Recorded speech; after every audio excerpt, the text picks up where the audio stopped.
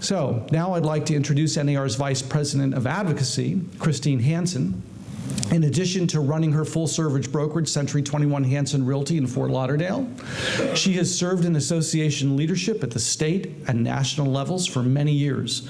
Christine leads our effort to ensure that realtors use their collective voice on Capitol Hill and in their state and local legislatures to advocate for the many critical public policy issues affecting our industry. Please welcome Christine Hansen.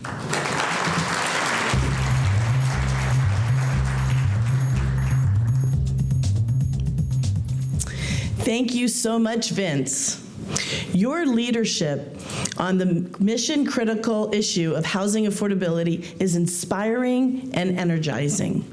I am so excited to be part of your team and help NAR put a laser focus on how safe and affordable housing affects our economy, our communities, and our aspirations.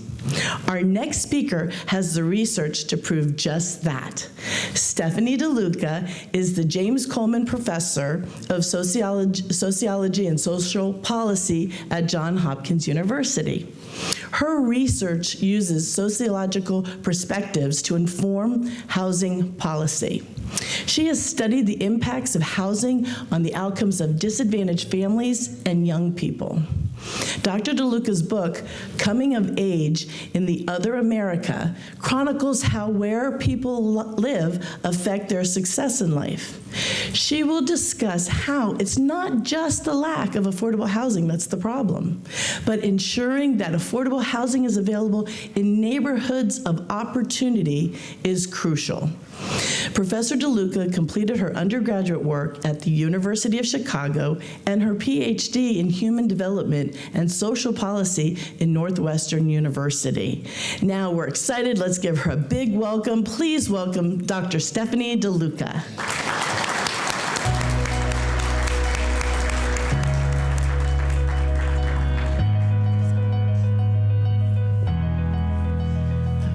Well, good morning. What a pleasure to be here, an excuse to get out of a faculty meeting. It's wonderful because I looked at the registrant list and I don't think I know anyone here. So it's at least 300 new friends and folks to actually, in a more serious matter, share some of what I've learned from families across the country for the last 20 years. When I do fieldwork, which is one of the things I do to collect data on families and children, which is spend time in their homes, park benches, communities, McDonald's, libraries, places of worship, or wherever else, in exchange for their vulnerability, generosity, honesty, and their stories about their challenges with housing, finding it, losing it, and also enjoying it, I promise to take their stories and share them widely. Thank you for giving me a chance to do a little bit of that today. Okay, so all right, so my slide's up. All right, there we go. So why are we here today? So we're here today because of these photographs of families who are part of studies that I've done in Dallas, Cleveland, Mobile, Alabama, Baltimore, and Seattle, Washington recently. We're here because these parents, like many of us, want the best for their children. And we know now that the roots of the American dream are more local and spatial than we've ever realized. That in order to help children achieve the American dream, we have to consider the role of housing and the role of neighborhoods. And as I say to my undergraduates studying social policy at Johns Hopkins, regardless of what side of the aisle you're on, most Americans can agree that children shouldn't be hindered or unfairly helped because of the families they happen to be born into. Right, so that's a key piece of all of the research we do to try to understand how to leverage some of our research for social policy and social mobility. So the question is, how do we get there? If we know housing and neighborhoods matter, what do we do about it? So I'm going to talk about at least two things, and maybe I'll get to a third, but I'm an academic, and so I'm terrible with time limits. I'm just going to warn you. The third one might be a teaser. You'll have to talk to me about at lunch or email me. I'm just up the road. not too far away if you want to also come visit. I'm going to talk about expanding neighborhood opportunity and also how to support housing agencies and property owners in service of expanding neighborhood and housing opportunity. And if I get a chance, I'll talk a little bit about our work in Baltimore on middle and lower value housing markets and what we need to do to help families achieve the still well alive dream of homeownership in those communities as well.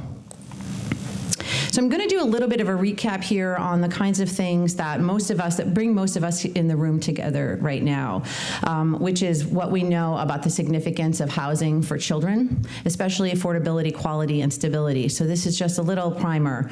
Maybe I'm preaching to the choir here, but I think it's not just a smell test to say housing's important, even though that's a really powerful one, right?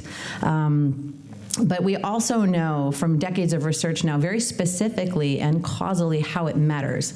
So affordability matters. Here's just an example from a recent set of studies by some colleagues of mine at Johns Hopkins that compared to similar low-income parents who pay 60% of their income towards rent. Those paying only 30%, considered affordable, are able to spend more money on their children, more money and time for enrichment activities for their children, and therefore see their children perform better in school. We think that this is part of the growing gap in educational attainment by social class, which is continuing to grow. And these effects are quite large. They're 2/3 as large as the effect of mother's education on children's outcomes, which is an enormous and longstanding effect. We also know from very recent work on economics that low-income children who lived in subsidized, affordable housing, where their families paid less than 30% of their income all of their years while they were teens, when compared to older siblings who didn't get a chance to live in more affordable housing, these children earned more by age 26, both girls and boys on average per year, over $2,000 more, and had lower probabilities of being incarcerated at age 26. Again, it's not just that shelter is a right, something that we expect humans should have. It's something that predicts our life chances, as Vince was mentioning earlier. These are really profound outcomes, right? Things that go far into the future that matter so much. We know housing quality matters. So there's tons of research on this. I'm just showing some of the highlights here, all of the different dimensions of housing quality we might think about: dampness, mold, vermin infestation, poor upkeep, and lead paint exposure in particular. Many of us are familiar. These all have independent causal effects on children's developmental outcomes, emotional adjustment, also parent stress, depression, and hostility measures, right? So there's sort of a key, housing is a key developmental piece for family functioning and family management.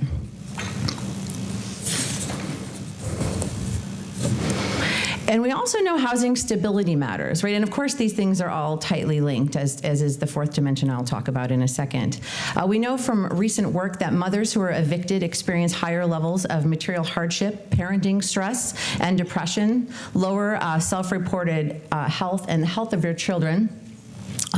By a factor of 2, some mothers who report having been evicted are reporting that their children's health is half as good as mothers whose children didn't experience an eviction in the past year. Doubling up in overcrowding is another key factor in predicting high school graduation, the odds of college attendance, and obesity, and some other related health outcomes. I was doing an interview with a young woman in East Baltimore, and this quote just stuck with me as an example of kind of all of these things. When I talked to Emily, and we ask a lot about where people have lived, how they got there, how they ended up in the last place, and the cascade of places many families have had to move in and out of. And I said, let's talk about school. So start at the beginning and tell me where you went to school. And as Emily started to recount the story, she said, God, where did I go to school? I started trying to get my GED, the story goes on, several schools in, and a lot of the trouble I had with getting my GED and the things that happened afterwards, she said, might have had to do with the homelessness that I experienced, this running back and forth to different places in a certain period of time. And it's just a little much. right? So she's bringing together the experience of housing instability, homelessness, her school instability, and her attainment in school. And she says, but you know, I'm pretty smart though. She goes on to say, I'm a quick learner. Well, Emily, we don't need you to be that smart, right? To have a stable home and a stable schooling trajectory, right? Imagine what Emily and others could do if they had that. The good news is, and I have more good news, that's the other thing. When you teach classes on social inequality and housing and poverty, students can get really depressed. And then they say, Dr. DeLuca, aren't you depressed all the time? Well, it's challenging, but there's actually a lot of good news. So just be prepared. We have some solutions.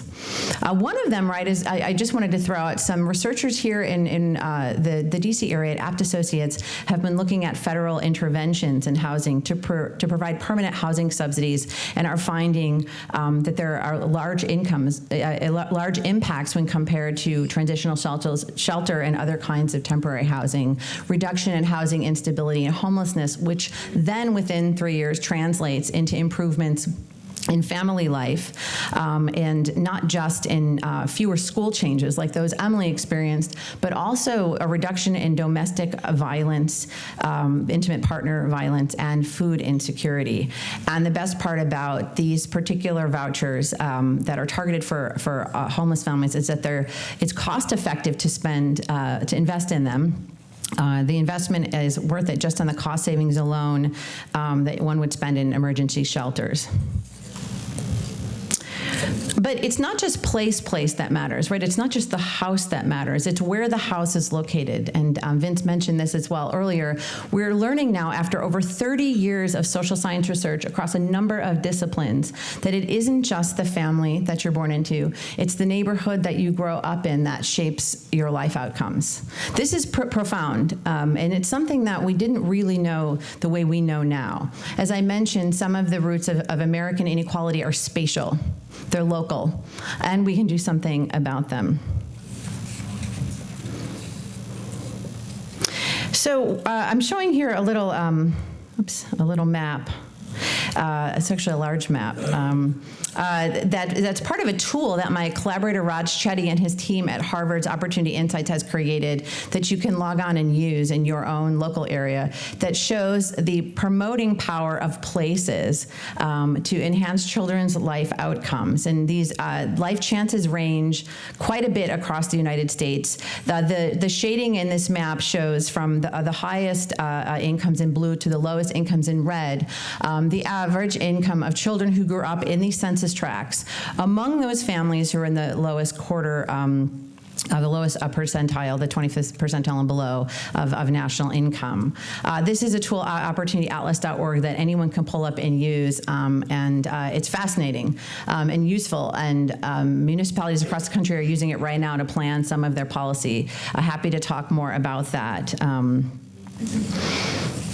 But what we're able to do with some of these maps, which are based on intergenerational tax data that allow us to look at what happens between generations, is we're able to understand which kinds of places and what the characteristics of those places are that really promote children's life chances. It's an exciting policy tool that's easy to use, and we're already using it as we speak in Seattle, which I'll talk more about. So we know that place matters, and not everybody gets, the same lottery ticket when he or she grows up. And the status quo right now in the distribution of spatial opportunities is unacceptable, right? Particularly for African American boys. Just a few more statistics on the status quo with respect to neighborhood opportunity is that growing up in a neighborhood of disadvantage is equivalent over one's childhood. It reduces verbal ability for African American children on par with missing an entire year of school. There are also devastating cumulative effects for high school completion as well. And this is just a few of the things that we know about what happens when unequal opportunity when neighborhood opportunity is unequally distributed. And it's a particular liability for families of color and children of color. But as I mentioned, I'm presenting research, some of which my colleagues and I have done, but also a lot of the work I do, requires talking to people about what their experiences are like. So I don't just sit in my office on campus. Nothing wrong with academics who do that. But I like to go to the experts themselves, the families, the children, the landlords, the property developers, and all the other stakeholders, and find out what it's like on the ground for a number of reasons.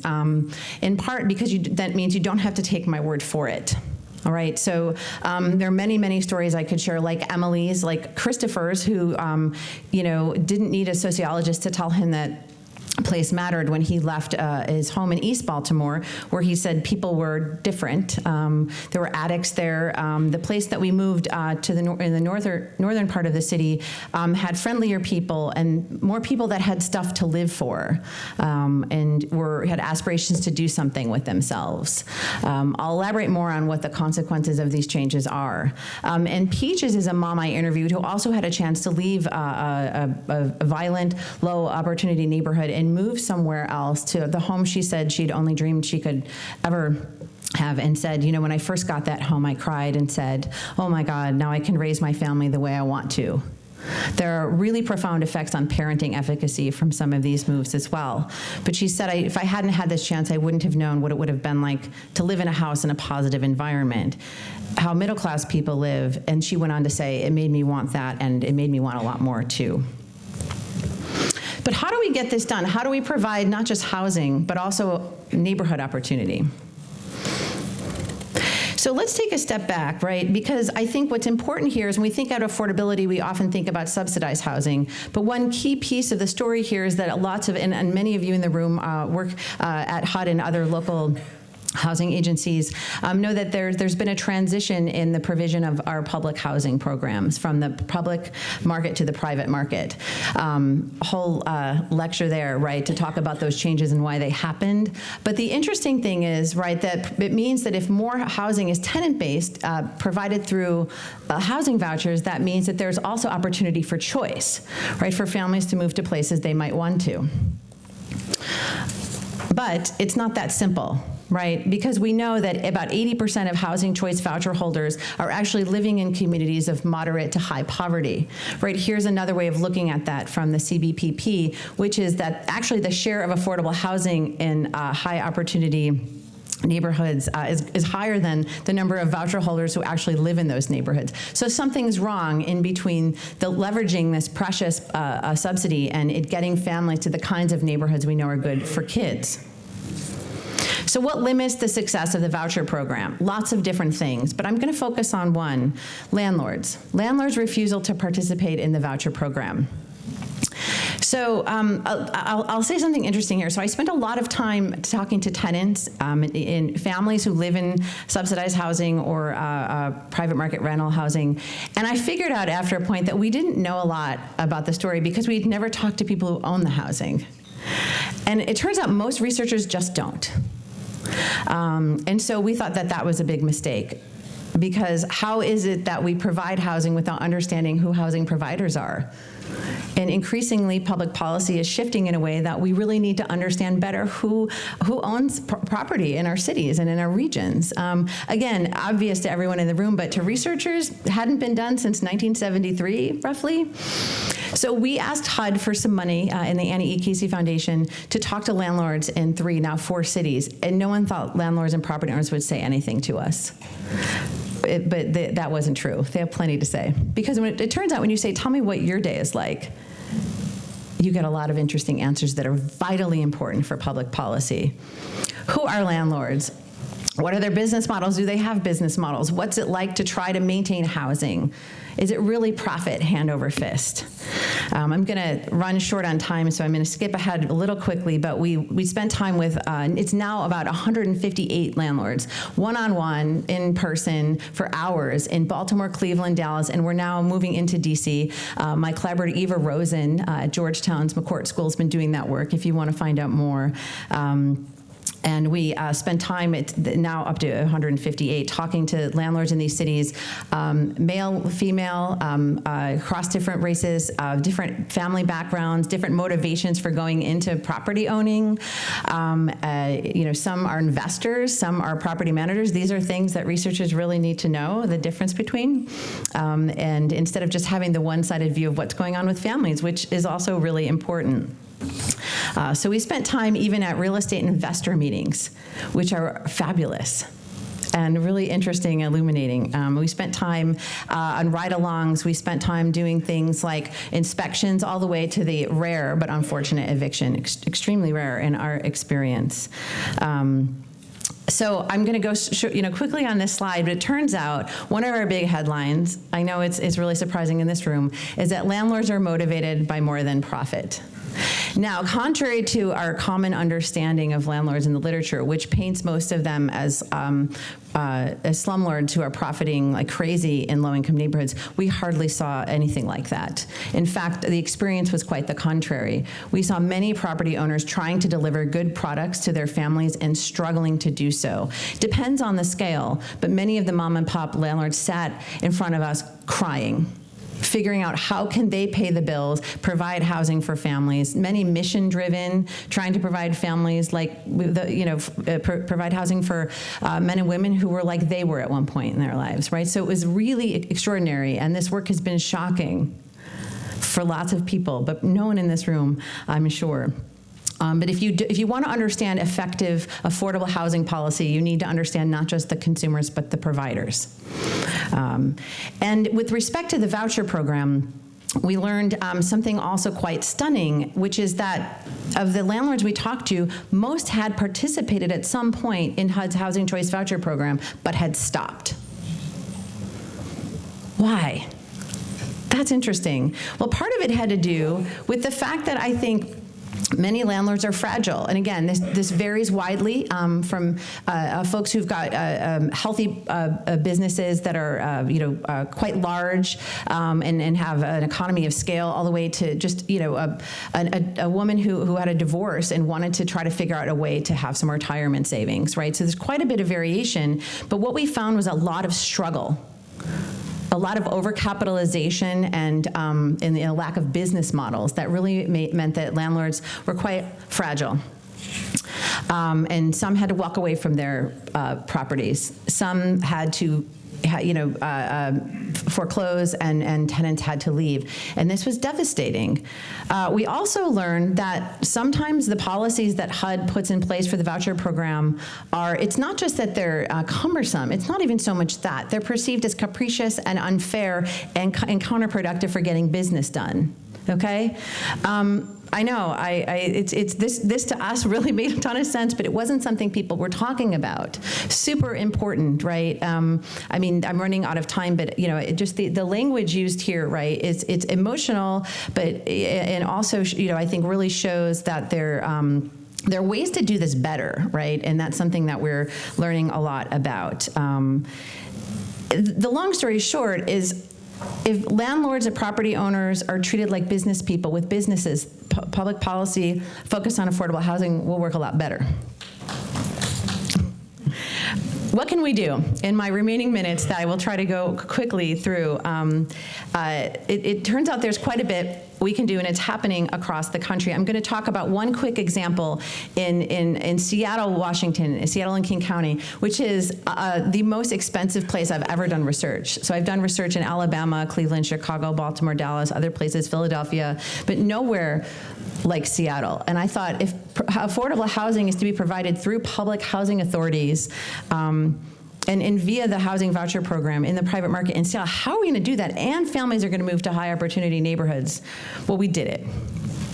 And we did it because we took lessons from research about families and about landlords and about housing authorities. So we had look, my animation is not supposed to be doing that. It takes a little bit too much time there. But we had an intervention that tried to hit on all of these things using best practices that we got learning from housing authorities across the country, in particular in Baltimore, where 5,000 African-American families have already found a way to have housing choice across the metropolitan area and send their children to schools that are on average 2 standard deviations above the Central Maryland mean. It's possible.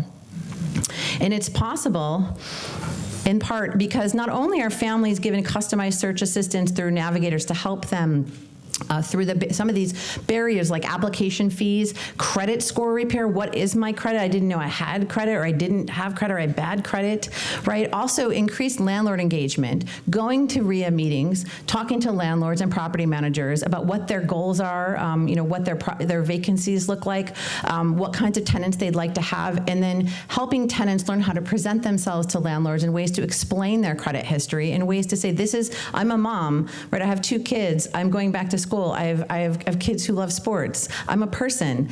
And the landlord is saying, well, I'm a person who has a place I like to rent. I mean, these are meetings that have actually happened and been facilitated at very low cost, right? But the space between landlords and tenants, and even housing authorities, landlords, housing authorities and tenants, those spaces often lead to lots of inefficiencies because they're filled with stereotypes, and it's quite inexpensive to remedy some of these frictions. We've done it in Seattle. And also, of course, we've used targeted financial assistance, but it's not just giving families some cash and hoping they can leverage this request for tenancy into a move, but also having staff who help them with landlords say, well, you're going to take a chance on one of our tenants.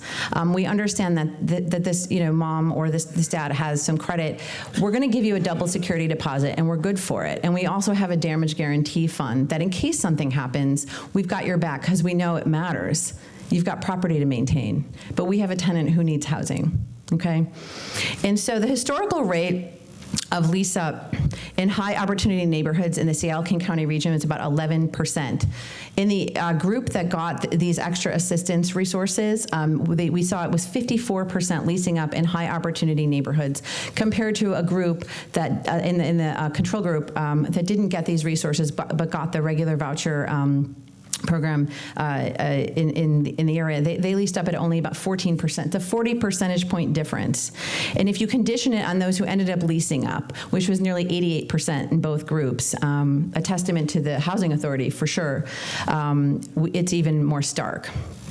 So this costs about $2,200 a family to achieve, up to about $4,000. It's a little more expensive in rent, but the lifetime savings for children who end up growing up in neighborhoods like this is $200,000. So it's cost effective, it's effective and it's cost effective, and we can do it in one of the country's tightest markets.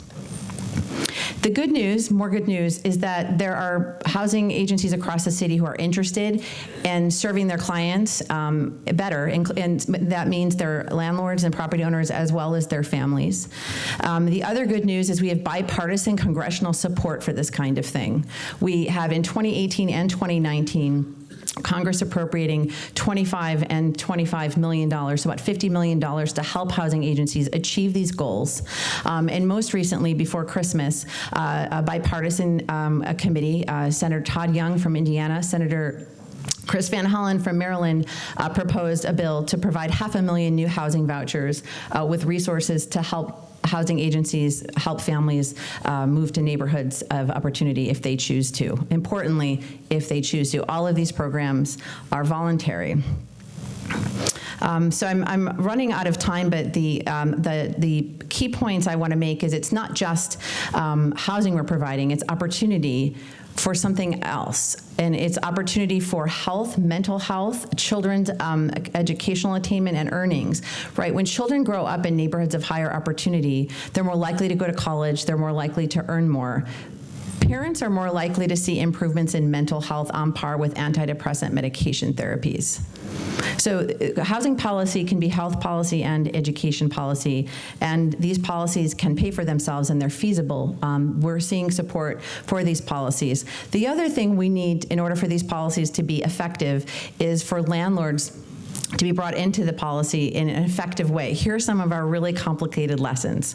that we've learned from speaking with property owners now across the country, many of whom are participating in the voucher program, and some who may again pay landlords more. Pay them at least what the unit is worth, if not more. How about a bonus for taking a chance on a tenant you might not otherwise take? How about answering the phone if landlords have questions? Really expensive innovation there. Have someone familiar on the other side of the phone with a client for landlords to talk to. Prepare clients to help them understand credit and understand what it means to have a lease with or without utilities, right? These are things that are hugely important. Maybe skip inspections every other year for landlords who've never had a failing inspection. Provide damage payment insurance. In nearly 2 years in Seattle, not one single property owner has filed for damage insurance. Providing it, though, is not only a sign of that you respect their business, but it's just a sign of respect. So I'm running out of time, but the big picture here, right, is that I think we can provide housing and neighborhood opportunity through some of the programs I've described here. But in order to carry these policies out, we have to bring housing providers in as vital partners in these policies. So the rest of the work that we're doing in Baltimore is actually not about families moving or trying to provide tenant-based mobility services, but working on places themselves and trying to figure out how it is that we can help places thrive so people don't have to move out of them. And we're doing some work on the perils of home ownership, a dream that's alive and well in neighborhoods like East and West Baltimore, but the perils of home ownership without the support of realtors, appraisers, and banks, which is another kind of story, which is very different from what my field has talked about in the past. So I welcome learning a lot more from you all, as well as talking more when we get a chance. Thanks so much for listening.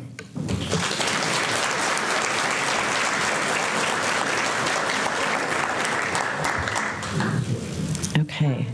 Yes. The mayor is pulling up, so I think we have time for a question or two. Perfect. We have mics, we'll run. Great.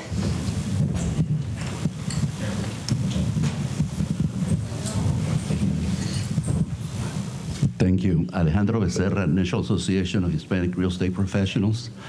One of the programs that avoids the problem of landlords is the homeownership voucher program. I wonder if you had a chance to look at that, because it's able to promote upward mobility, perhaps even better because it provides homeownership opportunities, and families pay the same amount of rent, and for their monthly payments, they're usually not that much more. Mm-hmm.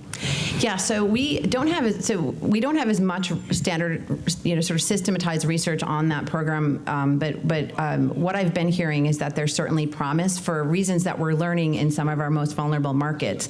Is that families want to own homes, right? That's not the surprise. Even for lots of reasons we might not even expect. But without some sort of institutional support and proper regulations, it's a free for all in terms of.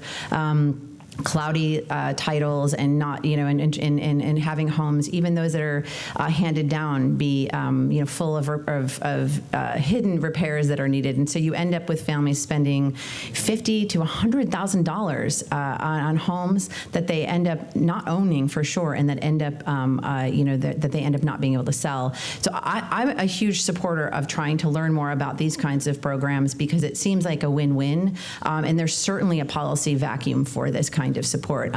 I just don't know enough about whether we've got long-term outcomes or figured out whether families have been, how many families have been able to move. What's that?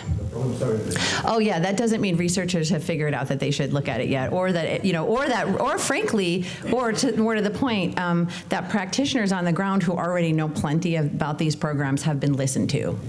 So I think that's another key piece here. But as I go, trying to look both at the rental market and the home ownership market, I think figuring out these bridges is vital for a bunch of different reasons. And I also think with the direction of federal housing policy, it makes so much sense.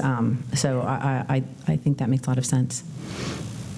I'm sorry, the year was actually 2002. 2002. I like precision. That's good. Thank you. But no, it's actually, we're starting to come around to this because, in fact, housing itself, as opposed to neighborhoods, crime, education, is not something people studied or gave as much attention to as they're doing now. When I started this work, 20 years ago, I've never had imagined being here for a summit on affordable housing policy. And so now we're still a bit behind, I think, in some ways on understanding some of these tools. We have time for one more question.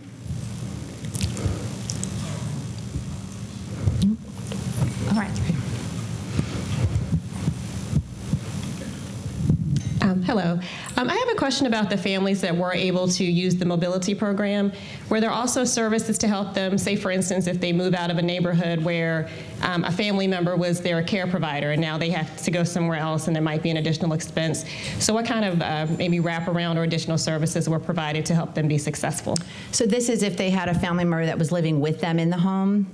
No, I'm just saying, so for instance, if they move out of one neighborhood to another, that might be a higher opportunity neighborhood, but they've built a support system somewhere else, and then now they have to move away and rebuild that support system. So it's great that you brought that up, because the one other thing I should say is that these kinds of moves and policies may not be for everyone. And in fact, what we saw in Seattle, I spoke to families from 15 different countries, and there were families, especially from East Africa and Middle Eastern families, who had very tight-knit networks, and said, I get it. Like, I totally get the pitch about opportunity neighborhoods, but I don't want that, because in this building across, literally, I talked to one Somali family that was doing exactly what you're, taking care of a neighbor in a nearby apartment complex and had everything nearby. So so the mobility program isn't going to be for all families, especially, right? If choice is choice, then that's not going to work. And the question is, for those families, if they do want to move, what can we do?